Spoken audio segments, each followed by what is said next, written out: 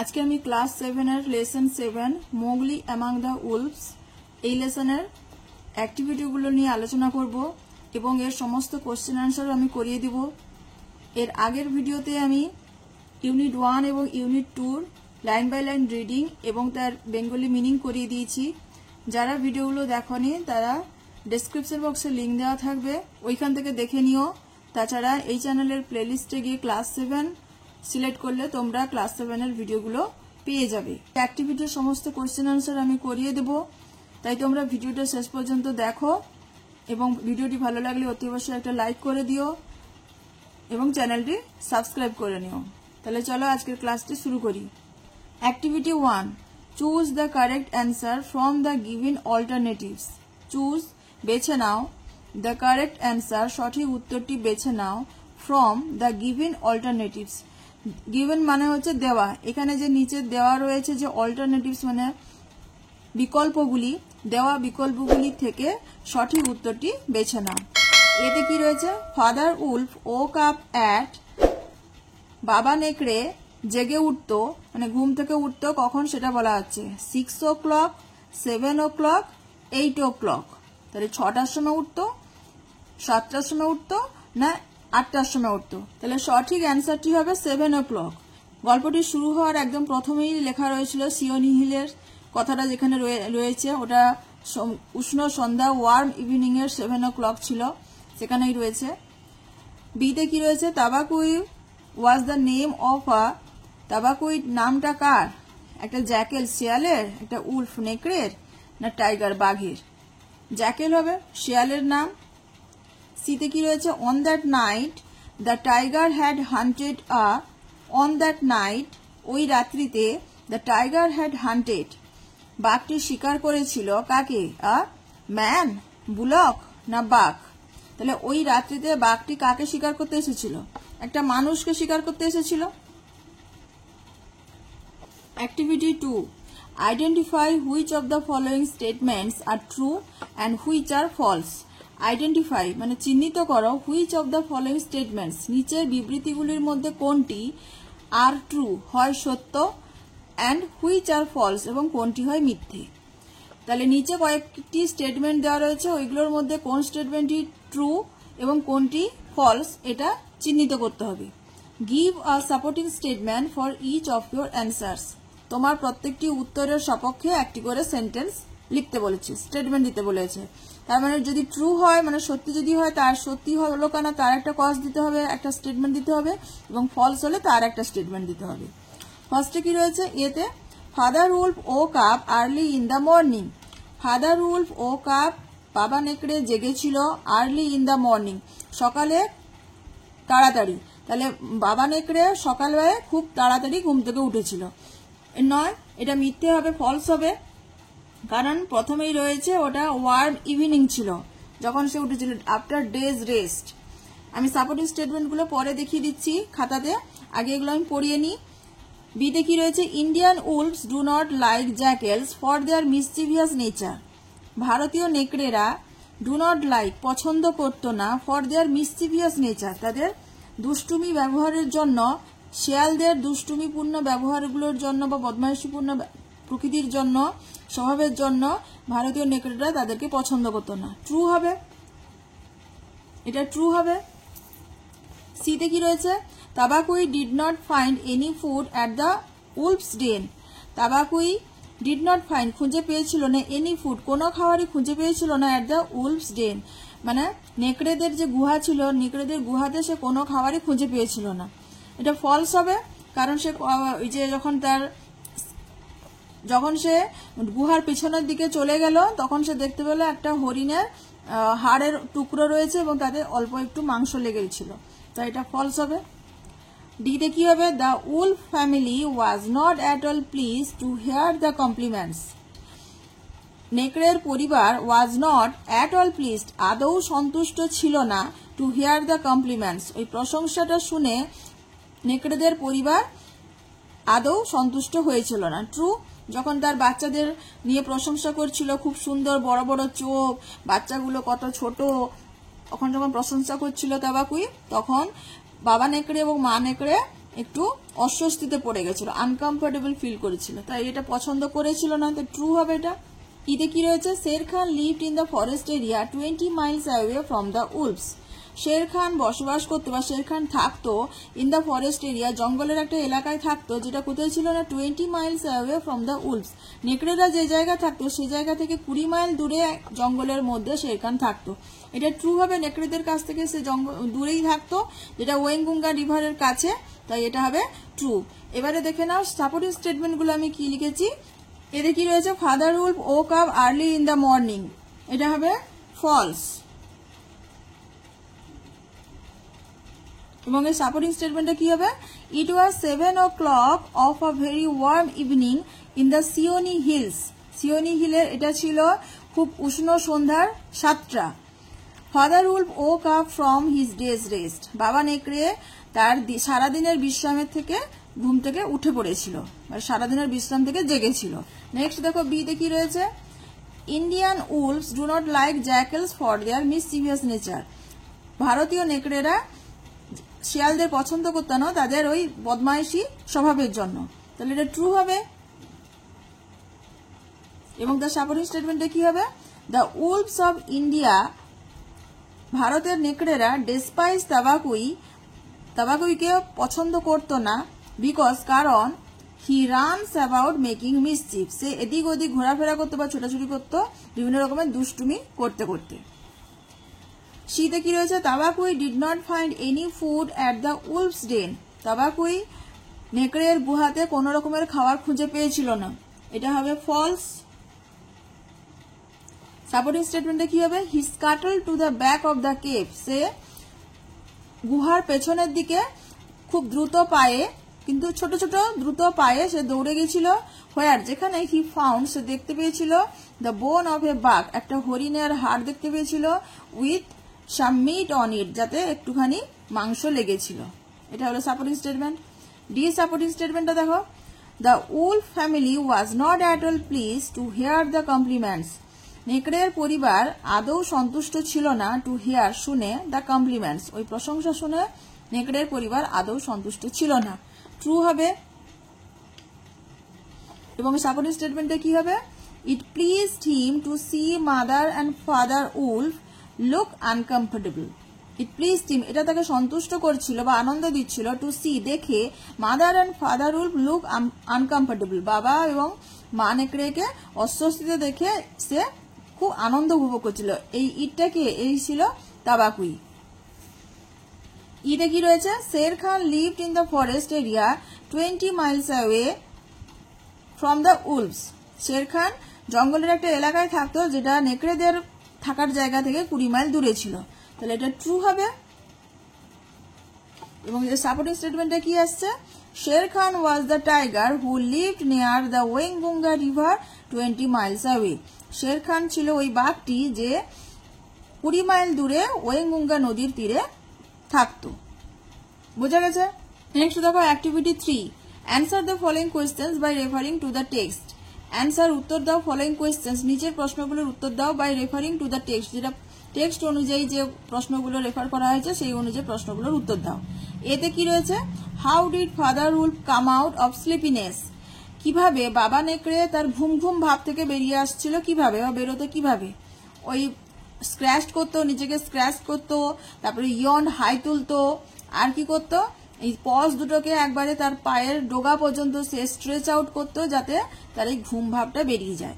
তাহলে অ্যান্সারটা কি হবে দেখে নাও, how did father Wolf come out of sleepiness, কিভাবে বাবা নেকড়ে তার ঘুম ঘুম ভাব থেকে বেরিয়ে আসতো। ডিডটা অক্সিলারি ভাবটা হচ্ছে পাস্ট ফর্মে, তাহলে কাম হয়ে যাবে কেম, তাহলে অ্যান্সারটা লিখবো father Wolf came out of sleepiness, তাহলে এইভাবে অ্যান্সারটা সাজিয়ে নিলাম আমরা, তারপর আমরা উত্তরটা লিখবো। Father Wolf came out of sleepiness, ঘুম ভাব থেকে বেরিয়ে এসেছিল বাই, কিভাবে, বাই স্ক্র্যাচিং হিমসেলফ, নিজেকে আঁচড়, নিজেকে চুলকিয়ে, ইয়নিং অ্যান্ড স্প্রেডিং, ইয়নিং মানে হচ্ছে হাই তুলে, and spreading out his pause, তার পা থাবাগুলোকে প্রসারিত করে, ওয়ান আফটার দ্য আদার, একটার পর একটা, ইন দেয়ার টিপস, তাদের ডোগা পর্যন্ত একটার পর একটা তা পায়ের থাবাকে প্রসারিত করে সে তার ঘুমটাকে ছাড়াতো বা ঘুমের ভাব থেকে বেরিয়ে আসতো। নেক্সট বিতে দেখো, why are the animal scared of the Jekyll? কেন প্রাণীরা শিয়ালকে দেখে ভয় পেত? কেন ভয় পেত? বিশেষ করে শিয়াল বলতে তাবাকুইকে দেখে বেশি ভয় পেত। কারণ তারই বেশি পাগল হয়ে যাওয়ার প্রবণতাটা বেশি থাকতো, এবং সে যখন পাগল হয়ে যেত তখন পুরো জঙ্গলের মধ্যে ছোটাছুটি করত এবং তার সামনে যা আসতো সেইটা নিয়ে সেই কামড় দিত, কামড়াতো। সেই জন্য প্রত্যেকটা এনিম্যাল ভয় পেত, এমনকি বাঘও ভয় পেত এবং সে লুকিয়ে যেত। তাহলে অ্যান্সারটা আমি কিভাবে লিখেছি দেখে নাও। Why are the animal scared of the jackal? তাহলে এখানে আমরা আগে অ্যান্সারটা লিখবো, যেভাবে আগে সাজিয়ে নিই। তাহলে the animals are scared, the animals are scared of the jackal. তাহলে প্রাণীরা, বিভিন্ন অন্যান্য প্রাণীরা শিয়ালকে দেখে ভয় পেত। এবারে শিয়ালের এখানে নামটা উল্লেখ করে দিয়েছি, Tabaqui. The animals are scared of the jackal Tabaqui because, কারণ more than anyone else in the jungle, জঙ্গলের মধ্যে অন্যান্য যে কোনো প্রাণীর থেকে বেশি, he is apt to go mad, তার পাগল হওয়ার সম্ভাবনা হয় বেশি, and then he runs through, এবং তারপরে সে দৌড়াতো, দ্য ফরেস্ট, জঙ্গলের মধ্য দিয়ে দৌড়াতো, biting everything in his way, তার পথে যা আসতো সবকিছুকে সে কামড়াতো, কামড় দিতে দিতে দৌড়াতো। সেই জন্য প্রত্যেকটা প্রাণীরা ভয় পেত। সিতে কি রয়েছে, what was the law of the jungle? জঙ্গলের ল কি ছিল, মানে এই জঙ্গলের নিয়মটা কি ছিল? যে কোনো প্রাণী আগে থেকে কোনো ডিউ ওয়ার্নিং না দিয়ে তাদের শিকার করার জায়গা পরিবর্তন করতে পারবে না, এটাই ছিল জঙ্গলের ল। তাহলে অ্যান্সারটা কিভাবে লিখেছি দেখো, এখানেও আমরা কোশ্চেনটা কিভাবে সাজিয়ে নিব, the law of the jungle was, এইভাবে লিখবো, the law of the jungle was that, কি ছিল? The law of the jungle was that, জঙ্গলের আইনটা ছিল বা নিয়মটা কি ছিল, যে নো এনিম্যাল হ্যাড রাইট, কোনো প্রাণীরই অধিকার ছিল না। এখানে নো এনিম্যাল কথাটার মধ্যে নেগেটিভ সেন্সটা চলে আসছে, যে অধিকার ছিল না। নো এনিম্যাল হ্যাড রাইট, কোনো প্রাণীরই অধিকার ছিল না, টু চেঞ্জ, পরিবর্তন করা, হিজ কোয়ার্টার্স, তাদের বাসস্থান পরিবর্তন করার কোনো অধিকার ছিল না, উইদাউট ডিউ ওয়ার্নিং, কোনো নির্দিষ্ট সময়সীমার সচেতনতা ছাড়া কোনো প্রাণীরই তাদের বাসস্থান পরিবর্তন করার কোনো, বা শিকার করার জায়গা পরিবর্তন করার কোনো নিয়মই ছিল না। ডিতে কি রয়েছে, why was father wolf angry on hearing the loud roar of the tiger? Why was father wolf angry, বাবা নেকড়ে কেন রেগে গিয়েছিল, অন হিয়ারিং, শুনে, the loud roar of the tiger, বাঘের ওই উচ্চস্বরের গর্জন শুনে, তীব্র গর্জন শুনে বাবা নেকড়ে রেগে গিয়েছিল কেন? কারণ ওই গর্জনের ফলে তার 10 মাইল 10 মাইলের মধ্যে যত এনিমেল থাকতো তারা পালিয়ে যেত। যত এনিমেল বলতে কিসের জন্য, যাদেরকে বাবা নেকড়ে শিকার করবে, ওই সমস্ত শিকারগুলো পালিয়ে যাবে। সেই জন্য, তাহলে শিকার যদি পালিয়ে যায় তাহলে বাবা নেকড়ের পক্ষে শিকার করা অসুবিধা হয়ে যাবে, সেই জন্যই সে রেগে গিয়েছিল। তাহলে অ্যান্সারটা দেখে নাও কি লিখেছি। Why was father wolf angry on hearing the loud roar of the tiger? তাহলে আমরা এখানে সেন্টেন্সটাকে সাজিয়ে নিই। ফাদার উলফ ওয়াজ অ্যাংরি, এইভাবে লিখবো, father wolf was angry on hearing the loud roar of the tiger. Father wolf was angry on hearing the loud roar of the tiger. এতটা লিখে তারপরে আমরা উত্তরটা লেখা শুরু করব। তাহলে এখানে লিখেছি টাইগার, লিখে বিকজ, কারণ, হোয়াই যেহেতু দিয়েছে, কেন কারণ জিজ্ঞেস করছে তাই বিকজ লিখেছি। Father wolf was angry on hearing the loud roar of the tiger because, কারণ বাঘের ওই তীব্র গর্জন শুনে বাবা নেকড়ে রেগে গিয়েছিল। কারণটা কি না, হি উড ফ্রাইটেন, সে ভয় পাইয়ে দিবে, ফ্রাইটেন মানে হচ্ছে ভয় দেখিয়ে দেওয়া, ভয় দেখিয়ে দিবে, অল গেম, সমস্ত শিকারদের, উইদিন 10 মাইলস, 10 মাইলের মধ্যে যত এনিম্যাল রয়েছে, যত শিকার রয়েছে তাদের প্রত্যেককে ভয় পাইয়ে দিবে।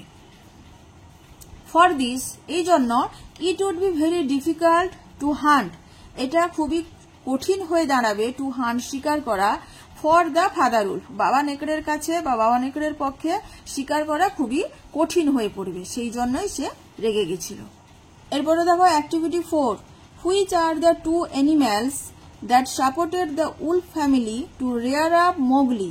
হুইচ আর দ্য 2 অ্যানিম্যালস, দুটো প্রাণী কারা কারা, দ্যাট সাপোর্টেড, যারা সাপোর্ট করেছিল, দ্য উলফ ফ্যামিলি, ওই নেকড়ের পরিবারকে সাপোর্ট করেছিল কোন দুটো প্রাণী?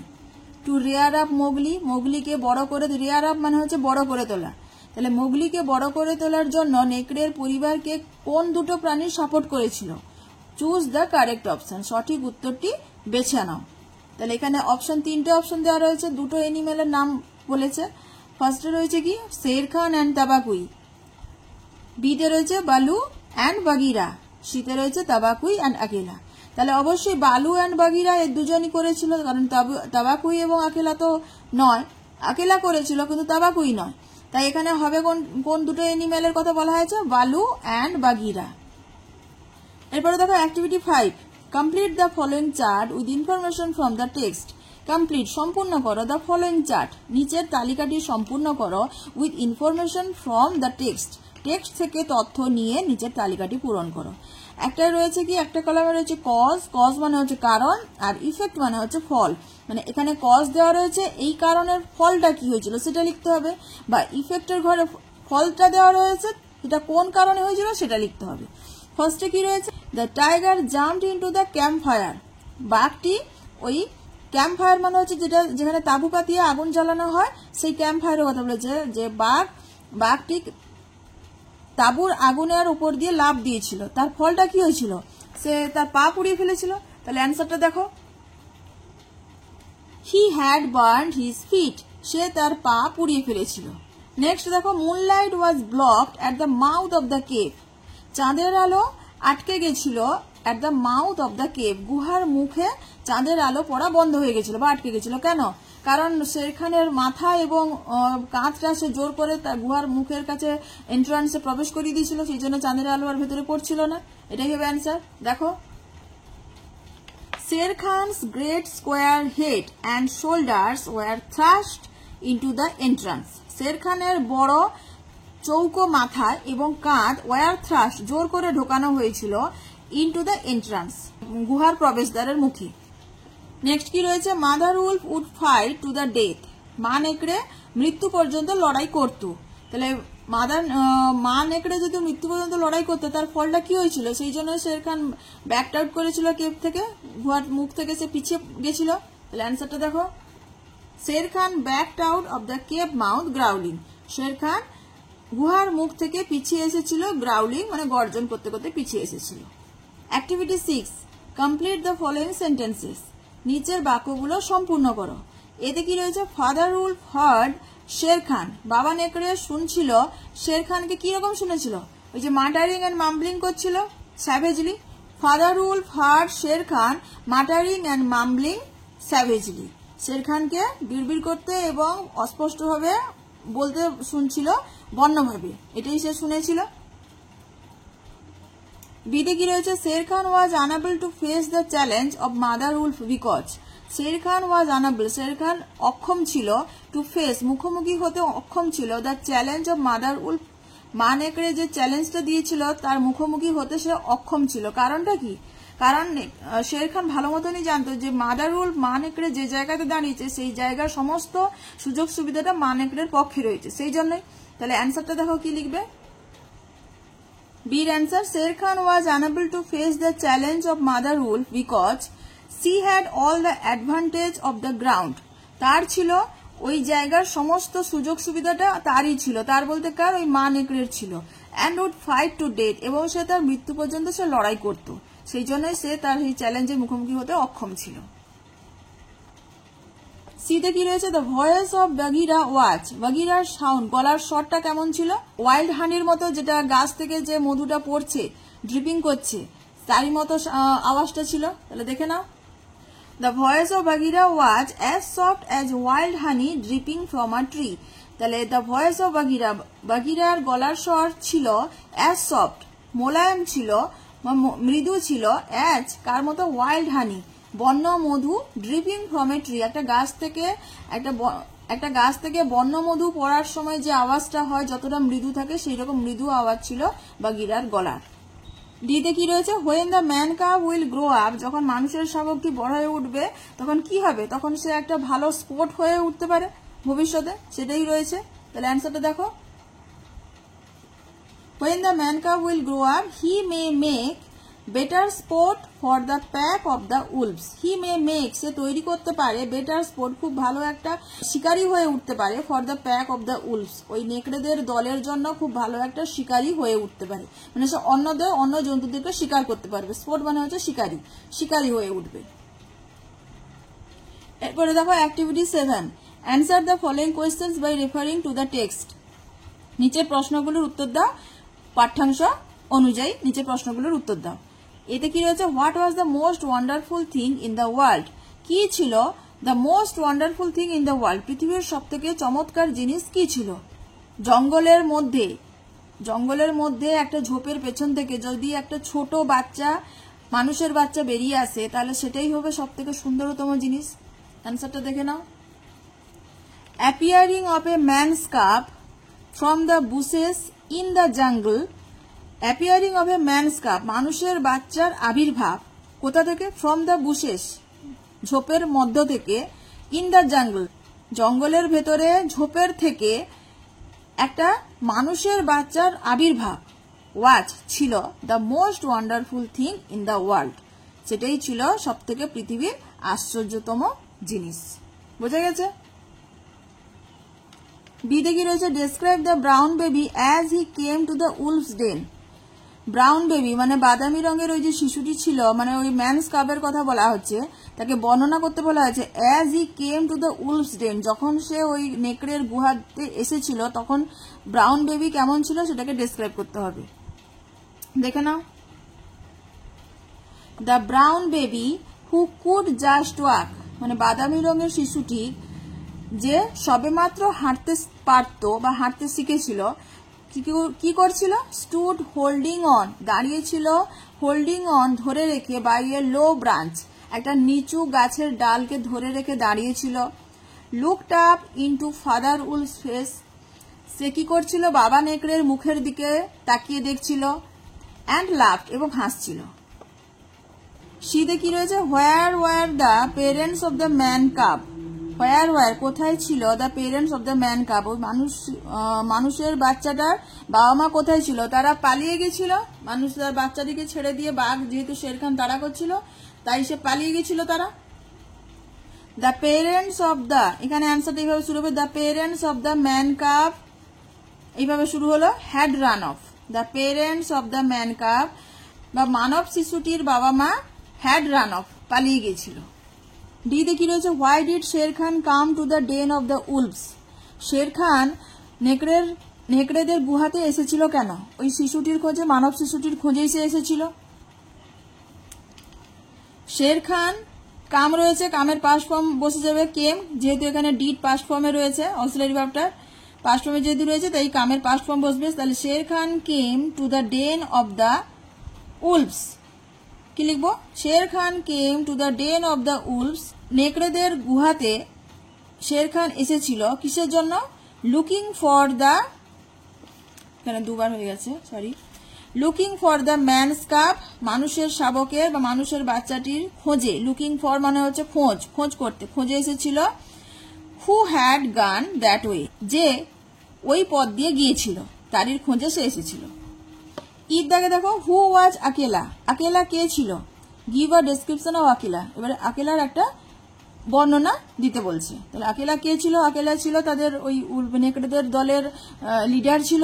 তার ডেসক্রিপশন বলতে গেলে কি বলবো আমরা, যে সে খুবই এমনই একা একটা গ্রে লোন উলফ ছিল, গ্রে কালারের ছিল, এবং সে খুব স্ট্রং ছিল এবং খুব কানিং ছিল, চতুর ছিল। প্রথম কোশ্চেনের অ্যান্সারটা আমরা কি লিখবো, আকেলা ছিল দ্য লিডার, নেতা ছিল, of the pack of the wolfs, নেকড়েদের দলের নেতা ছিল আকেলা।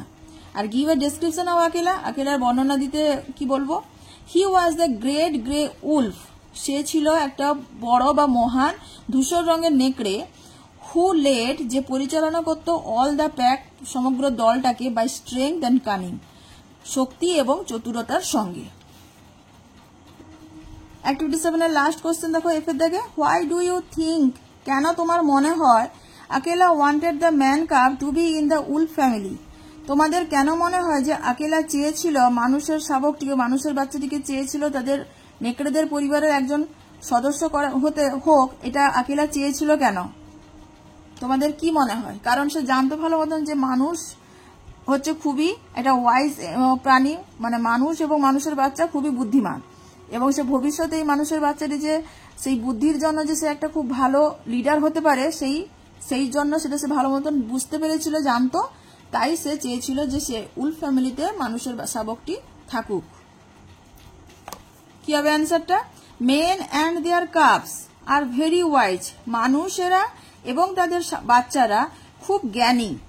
And the man's cub might be a help in time, এবং মানুষের বাচ্চাটি মাইট বি হতে পারে এই হেল্প ইন টাইম, সময়ে একটা সাহায্য হয়ে দাঁড়াতে পারে, মানে সময় এলে সে অনেকটা উপকারে আসতে পারে। আকেলা নিউ ইট ভেরি ওয়েল, আকেলা এটা খুব ভালো মতনই জানতো। সো হি ওয়ান্টেড, সে চেয়েছিল, দ্য ম্যান কাব, ওই মানুষের বাচ্চাটিকে চেয়েছিল, to be in the wolf family, নেকড়েদের পরিবারের মধ্যে মানুষের বাচ্চাটিকে সে চেয়েছিল। Activity 8. The following statements summarize the story of Mowgli. The following statements, নিচের বিবৃতিগুলি summarize, সংক্ষিপ্তসার, the story of Mowgli. এই মোগলি গল্পটির সংক্ষিপ্তসার হচ্ছে নিচের বিবৃতিগুলি। But they are not in order, কিন্তু সেগুলো সাজানো নেই। Rearrange the statements, এই বিবৃতিগুলোকে পুনরায় সাজাও।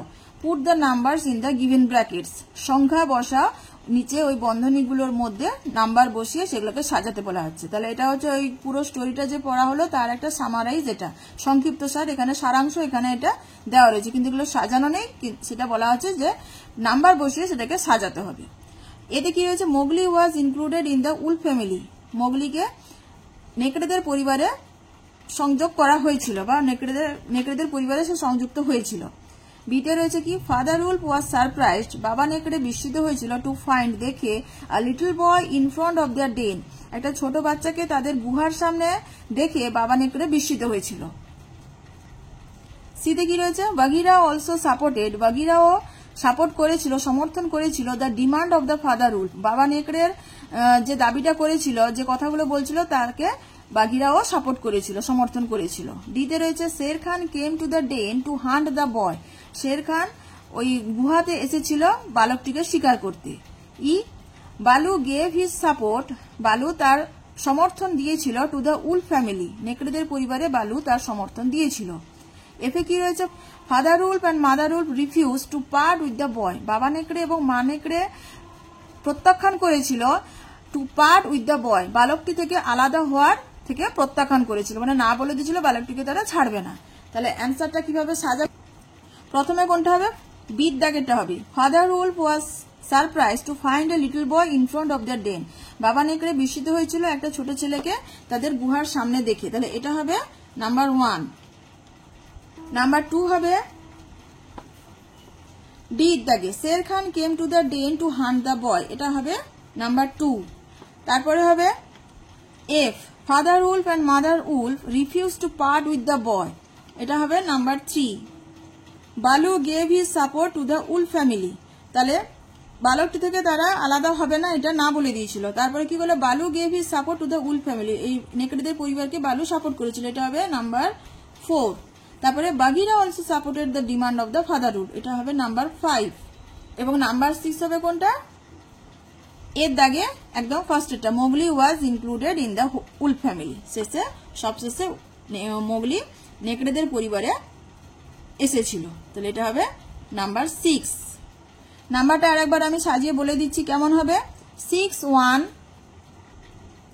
5 2 4 3, বোঝা গেছে?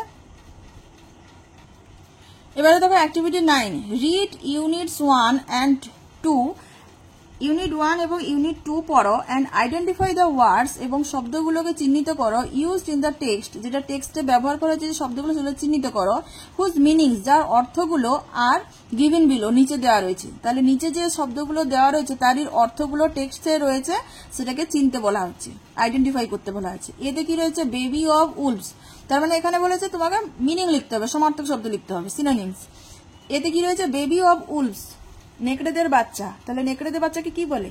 কাপ বলে, সিইউবি কাপ। ডোরওয়ে, ডোরওয়ে হচ্ছে বলে প্রবেশদ্বার, দরজার, ওয়ে পথ, তাহলে এটা হবে এন্ট্রান্স হবে। ডিজায়ার টু হার্ট, কাউকে আঘাত করার ইচ্ছা থাকা, সেটাকে কি হবে? Mischief. Are speaking in a way that is difficult to hear, কথা বলা যেটা মানে এমন একটা ভাবে কথা বলা যেটা শুনতে খুবই কষ্ট হয়, কষ্ট করে শুনতে হয়, সেটা কি হবে? মাটারিং। তাহলে দেখে নাও অ্যান্সারটা কি হবে। Baby of wolf's cub, doorway entrance, desire to hurt mischief, বদমাইশি যেটা, speaking in a way that is difficult to hear, muttering. আজকের ক্লাসে আমি অ্যাক্টিভিটি 9 পর্যন্ত করালাম, নেক্সট ক্লাসে আমি অ্যাক্টিভিটি 10 থেকে করাবো। আশা করছি কোশ্চেন আনসারগুলো তোমরা বুঝতে পেরেছো এবং ক্লাসটিও তোমাদের ভালো লেগেছে। যদি ভালো লেগে থাকে তাহলে একটা লাইক করে দিও, আর যদি কোনো বুঝতে অসুবিধা হয়ে থাকে তাহলে অবশ্যই কমেন্টে জানাও, আমি ওগুলো সলভ করে দেবো, এবং অতি অবশ্যই চ্যানেলটি সাবস্ক্রাইব করে নিও। আর thanks for watching the video.